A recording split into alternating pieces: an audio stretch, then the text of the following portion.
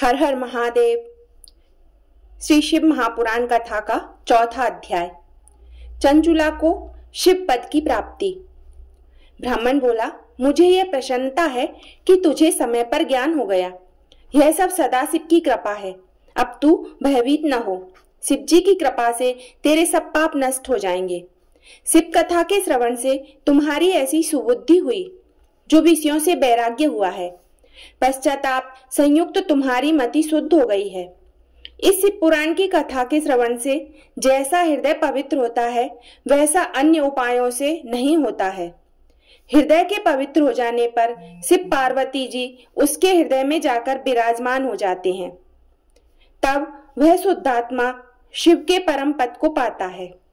इसलिए सभी वर्ण इस कथा को सुने, क्योंकि स्वयं शिव जी ने इसकी रचना की है। बहुत से पापी इसी कथा के श्रवण से शिव का ध्यान पाकर पश्चाताप करते हुए सिद्धि प्राप्त कर चुके हैं। श्रवण से सब प्रकार के मंगल होते हैं। शिव कथा को हृदय में मनन करने से सदा के लिए हृदय पवित्र हो जाता है। शिव भक्ति से विमुख माया मोह में पड़े हुए मनुष्य को बिना पूछ का पशु हो जानना चाहिए। यह कभी संसार बंधन से मुक्त नहीं होता। इसीलिए हे ब्राह्मणी, तू भी परम पवित्र कथा को सुनकर विषयों से मन को हटा ले। शंकर भगवान की कथा के श्रवण से तेरा हृदय पवित्र हो जाएगा, तब तुझे मुक्ति प्राप्त होगी। सूत जी बोले। यह कहकर दयालु ब्राह्मण शिव ध्यान में मग्न मौन हो गए। तब चंचुला प्रसन्न चित्त हो आंखों से आंसू बहाती हुई हाथ जोड़कर ब्राह्मण के चरणों में गिर पड़ी और कहने लगी, हे भगवान, आपने मुझे कृतार्थ कर दिया। फिर चरणों में से उठकर परम शांति से गदगद हो ब्राह्मण से वैराग्य युक्त वचन बोली, हे शिव भक्त, हे साधो, मैं नरक रूपी समुद्र में गिर रही हूँ, मेरा उद्धार करो। शिव पुराण की कथा अर्थयुक्त सुनकर मैं विषय से विरक्त हो गई हूँ। अब मुझे इस पुराण के सुनने की बड़ी इच्छा है। सूत जी बोले। शिव पुराण सुनने की इच्छा से वह ब्राह्मणी वहीं द्विजवर की सेवा में रहने लगी। वह उनकी कृपा पाकर हाथ जोड़े सदैव उपस्थित रहती।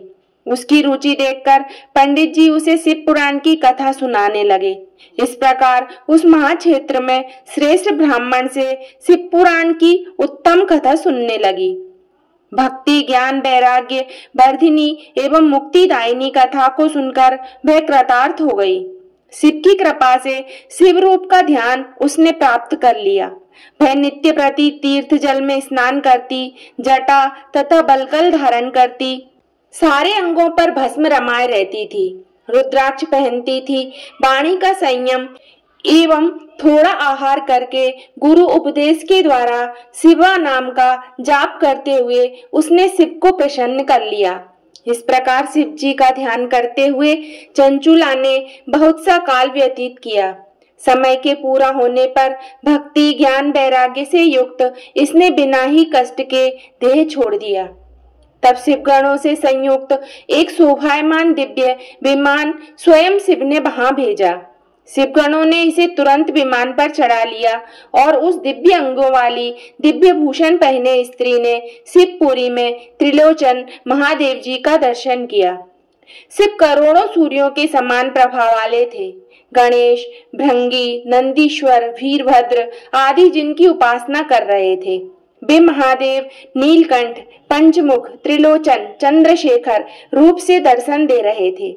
जिनके वामांग में विद्युत के समान गौरा जी विराजमान थीं, कपूर के समान गौर, सर्व अलंकार विभूषित, श्वेत भस्म रमाए, श्वेत वस्त्रधारी गौरी शंकर का दर्शन कर चंचुला परम प्रसन्न होकर बार बार प्रणाम करने लगी। श्री पार्वती जी ने तो उस चंचुला को दिव्य रूप देकर अपनी सखी बना लिया। वह परम सुखी हो गई। उस ज्योति स्वरूप सनातन लोक में उसने निवास प्राप्त किया। महाशिव पुराण का चौथा अध्याय संपूर्ण हुआ। बोलिए श्री शंकर भगवान की जय।